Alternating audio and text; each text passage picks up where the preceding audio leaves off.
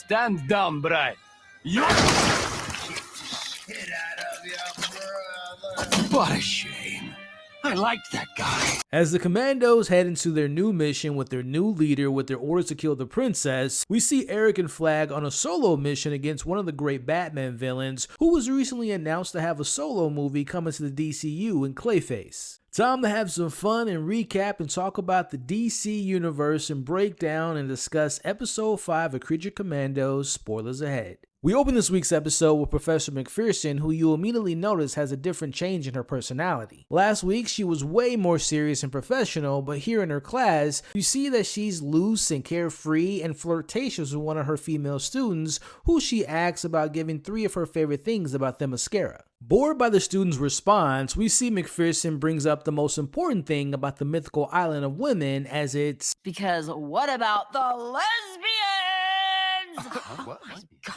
Now outside, Flag and Eric notice the odd behavior of the professor. Now Flag's plan is to prove that the professor was wrong about Circe's nightmare vision, and once they do, Eric will be able to stop the Commandos from killing the princess, and Eric will be made out to be the hero in front of his bride. Now first plan of action is to head over to the professor's house, where Eric calls dibs on the underwear drawer. Now during this conversation with Flag, the word hero is brought up, so this brings us to a flashback to the day that Eric thought of himself as a hero by killing Victor, as we see him and the bride fight, but this time around we get it from Eric's perspective, where he ended up badly wounded from the fire burns. As they arrive to the house, where Eric notices a woman walking a cat and feels like it's a bad omen, as of course he's an expert on these matters as he recalls the time where he met a gypsy lady. As we flash back to seeing what happened to Eric after being burned in the fire and falling in a river and being discovered by a gypsy lady by the name of Bogdana and her dog. Now this older lady isn't to be mistaken by the old lady we met in episode 1 who called Eric about the bride's return, because 1, she's not blind, and also 2, she's very much alive, unlike Bogdana at the end of this episode. As we watch, she brought him back to her home to help him heal with the use of her gypsy shit. The gypsy shit. Now it's here that we watch Eric make his recovery, as we watch them bonding and connecting while he's doing so. Now as time has passed, we see Bogdana confesses her happiness regardless of his bluntness, and appears to have essentially fallen in love with Eric, as Eric thanks her for allowing him to stay with her, as she calls her home his home. As we flash forward to the present day at the professor's house, Flag finds a trail of blood upstairs and finds the professor dead in her office. Now Flag is under the belief that the professor wasn't herself in last week's episode. My question to you all is, was that the actual professor, or was it Clayface the whole time? Now personally, I believe that that was her in last week's episode because of her demeanor around Waller, but the question remains, why is Clayface now involved and how long have they been in the game? Thinking about Flag idea of it being all planned, I don't think Circe thought that far ahead, unless she saw in a vision and thought to bring Clayface in the mix after discovering that she'll get caught. It's going to be interesting to really see the details of this whole situation in the coming weeks. Meanwhile, Flag finally gets a hold of the princess to warn her about the Commandos' mission to kill her, but he has to rush off the phone because the imposter arrives and they play a game of hide and go seek. I'm gonna be honest, man, I really wish the trailer didn't reveal this, but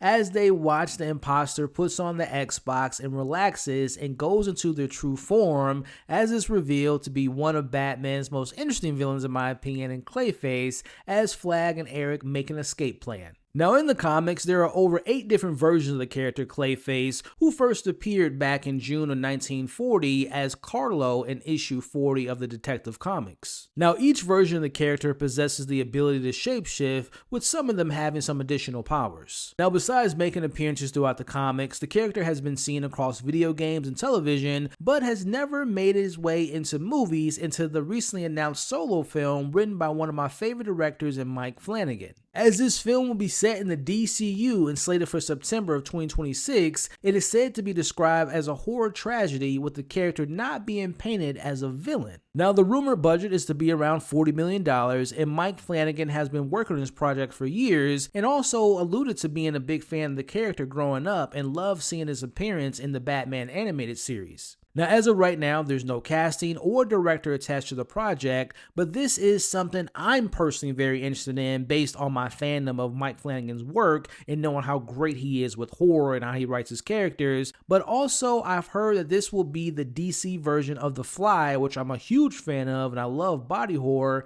and also I'm a big fan of the character Clayface. Now, it wasn't confirmed which version of the character will be in the film, but the rumor is it's going to be Matt Hagen. And again, supposedly going to be a more realistic take on the character and be like a Darkman vibe going on with the film, which again, it's saying all the right things that's going to get me excited. Now, during all this, the Commandos land, led by their new leader. Now, Alexei is concerned and questions the return of the Commandos, especially after 100 years of little to no major threats and being in isolation, but once they made the alliance with the US, the threats are now piling up. Now, the bride refuses to fill him in on the new threat as they head back to the palace. Now, as they make their way there, Lexi gets the call about what the Commandos are really up to as he takes them on a detour. Now, at this point in the episode, both stories intersect to a point where both stories and characters have had their cover blown as Clayface catches Eric and Flag, and Alexei pins the Commandos in the alley as the backup arrives with heavy weaponry. Now, unfortunately for Alexei, our favorite guard of the princess, his time on Earth ends as Phosphorus punches him through the face, killing him as the shots are fired. Now, the heat is mainly on the bride and Dr. Phosphorus because they pose the biggest threat, as each of them takes on the soldiers, and this is one of my favorite parts of this episode, is highlighted by Dr. Phosphorus phasing through a tank with the men inside as he has both of his middle fingers up, going through their heads in the process. As the bride takes a set of blasters off one of the dead bodies and eliminates those shooting at her. Now, as more reinforcements arrives, we watch the Commandos get separated. Man, I'll tell you what, this was yet another great violent action sequence from the show that I absolutely loved. Meanwhile, we get Flag and Eric versus Clayface as the fight doesn't go as well like the others did for Flag, as Clayface absorbs Eric and absolutely destroys Flag by beating in his face and pulling a Bane by essentially breaking his back like Bane did to Batman. Now, Eric manages to break free of Clayface and breaks into the electricity in the wall and electrocutes him as he explodes. Now, I personally don't watch Harley Quinn, but I know Clayface is in that show and I heard he's great, but this was just fantastic to see Clayface in action, and I'm really excited to see hopefully more of the character moving forward. Which, speaking of getting more on Clayface, one of their abilities is regeneration, and mostly large bodies of water is like the main source of killing it, and electricity is really only known for being like one of its weaknesses, but not responsible for killing it. So chances are we'll be seeing the character again. But my question is this the official version of the character that we'll be seeing in the solo outing in 2026? Again, James Gunn confirmed that that film will be in the DCU canon, and we know that this show is canon within the DCU confines, so it's safe to assume that we'll get the origins of this version of the character prior to becoming what we saw in this episode, or maybe the film would take on a whole nother version of the character. Let me know what you all thought of Clayface's appearance overall in the episode, and let me know if you're excited for their film in 2026. Now, back to the actual scene, we see Eric holding Flag in his hands as he's essentially dying. Spoiler alert, we know he survives because his inclusion in both Superman and Peacemaker Season 2, and we know those projects takes place after the events of this show. Now, all while Flag is coughing up blood, we see Eric just wants to know if the bride said anything about him during their time together as we watch Flag passes out. Now, it's safe to assume that Eric's going to find a way to bring Flag back on his feet. He may have kept the magical healing ointment that Bogdana gave him to help Flag heal. As we end this episode with seeing Eric breaking Bogdana's heart and leaving her in tears as he's now ready to leave. As she tries to convince him that the bride doesn't love him and will never love him, but of course he's in denial and believes he's going to win her over. As he says his goodbyes and she cries about being alone again, as we watch him say he'll never leave her alone as he crushes her head and kills her to stop her from experiencing a broken heart. And knowing Eric,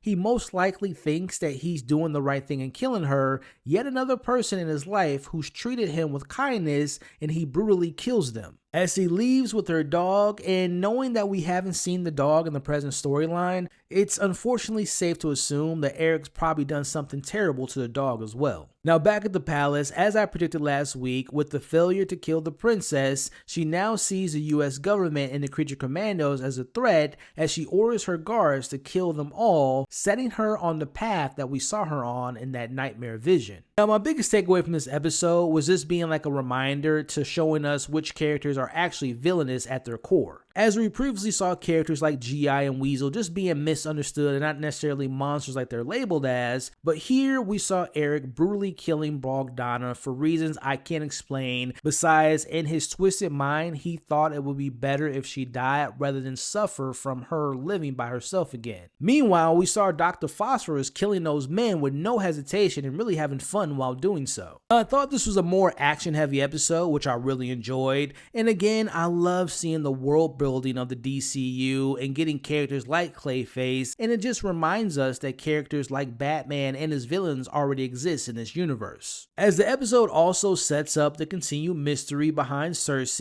was the vision real, was it fake, and does this lead the princess down that dark villainous path? Now this episode wasn't as emotionally satisfying as the last 2 weeks, but I had fun overall, and I'm excited to see how the final 2 episodes will wrap things up. Which, speaking of the finale coming up soon, it was announced and confirmed by James Gunn himself that there will be a season 2 of Creature Commandos. And word on the street is that the finale will end in a very major way, and we may be seeing a brand new team once it's said and done. Now before we wrap up, as always, I'll be releasing short reactions to the channel with some of the best moments of this episode, so make sure to check those out. But overall, what did you all think of the episode? Did you enjoy the action? Will Flag get help from Eric? Will the princess go heal? What did you all think about Clayface's appearance? And are you excited about the film announcement? Let's talk about it all in the comments below. Thank you all for watching this week's breakdown. I'll be back next week. If you all enjoyed the video, make sure to hit the like button as well as share this video, and consider sticking around with the channel by subscribing today and hitting that bell notification. Don't forget, you all are awesome, stay safe, and I'll catch you all on the next video.